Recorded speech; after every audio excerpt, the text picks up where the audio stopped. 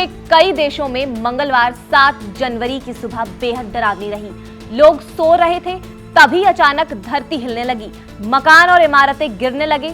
डरे सहमे लोग अपने घरों से बाहर भागे, लेकिन जो नहीं भाग पाए वो मलबे में दब गए। दरअसल भारत, नेपाल, चीन और भूटान समेत कई देशों में भूकंप के झटके महसूस किए गए हैं। बताया जा रहा है कि नेपाल सीमा के पास तिब्बत में रिक्टर स्केल पर 7.1 तीव्रता का शक्तिशाली भूकंप आया है। ये भूकंप इतना ताकतवर था कि इसके झटके दिल्ली एनसीआर से लेकर बांग्लादेश तक महसूस किए गए हैं।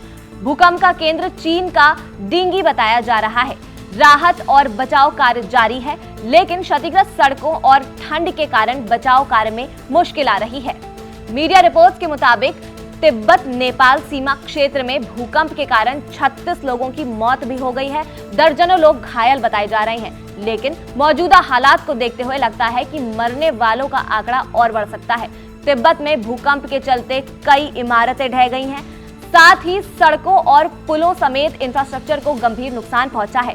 बड़ी संख्या में लोगों के मलबे में दबे होने की आशंका बताई जा रही है, जिन्हें निकालने के लिए रेस्क्यू ऑपरेशन शुरू हो चुका है। न्यूज एजेंसी एपी के मुताबिक नेपाल तिब्बत सीमा के पास मंगलवार सुबह करीब 6:35 पर आए शक्तिशाली भूकंप के कारण कई इमारतें ढह गई हैं।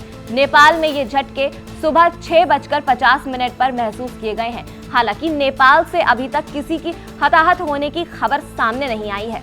नेशनल सेंटर फॉर सिस्मोलॉजी के अनुसार बीती रात दक्षिण ईरान में भूकंप के तेज झटके महसूस किए गए हैं।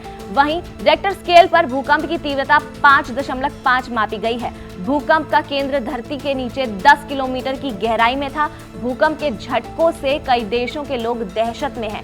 मीडिया रिपोर्ट्स के अनुसार तिब्बत में थोड़ी देर में कई बार भूकंप के झटके महसूस किए गए हैं। न्यूज एजेंसी सिन्हुआ की रिपोर्ट्स के अनुसार सुबह स्थानीय समय अनुसार करीब 7 बजे दक्षिण पश्चिम चीन के शिजांग इलाके में 4.7 तीव्रता का भूकंप आया था। इसके बाद भी थोड़ी देर में कई बार झटके महसूस किए गए थे। वहीं भारत में पूर्वोत्तर राज्यों के अलावा पश्चिम बंगाल और बिहार में कई जगहों पर भूकंप के झटके महसूस किए गए थे। बताते चले कि इससे पहले अप्रैल 2015 में नेपाल की राजधानी काठमांडू में उत्तर पश्चिम में शक्तिशाली भूकंप आया था। भूकंप की तीव्रता 7.8 मापी गई थी।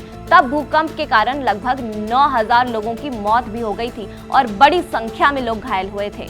भूवैज्ञानिक के मुताबिक नेपाल धरती के एक ऐसे क्षेत्र में बसा है जहां भारतीय और यूरेशियन टेक्टोनिक प्लेटें टकराती हैं, जिससे हिमालय बनता है और इस वजह से अक्सर नेपाल और इसके आसपास के इलाकों में भूकंप आता रहता है। नेपाल में आए भूकंप की इस घटना पर हमारी नजर बनी हुई है, इसलिए ताजा अपडेट के लिए हमारे चैनल से जुड़े रहें। आपके लिए ये सारी जानकारी जुटाई थी हमारे साथी आयुष ने। मेरा नाम है खुशी सक्सेना। धन्यवाद।